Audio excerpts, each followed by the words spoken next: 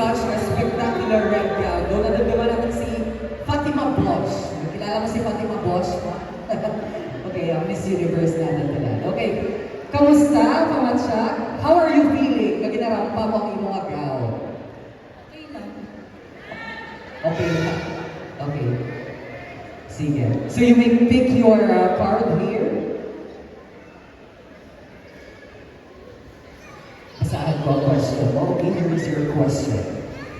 Your child spends too much time on cell phones, tablets, PlayStation, and online games.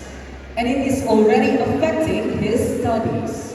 As a mother, how would you guide your child to use technology responsibly and turn it into a tool for learning rather than distraction? Ikarayahan natin, okay? Naubos ang oras sa imo bata sa paggamit ng mga gadgets, pareho kang cellphone, tablet, PlayStation, kag online games. Na naapektuhan nila ng anak magtuon. Bilang nanay, paano mo magiyahan ang imo bata sa responsable na paggamit ka teknolohiya sa anak pag-eskwela kag hindi makatuba o kung makapalait ka na? Mayagay gabi sa tanan, kag salamat sa question mo.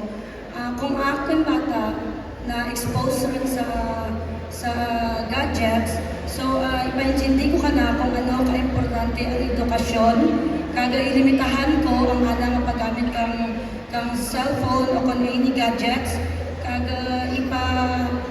itawag ko na ka-time nga kung pera na ka oras ang ana dapat gamitin ka cellphone or gadgets kay tsagaan ko kita na nga paintindihan para may mamataan na ano ko kung ipaintindi ko pagit ka na kung ano ka importante ang may tinapusan kay patas ka na kan paintindihan ko nga wala ako tapos ka eskwela so ano ko git ka na ipamahagi ka na kung ano ka importante ang edukasyon. Thank you so much.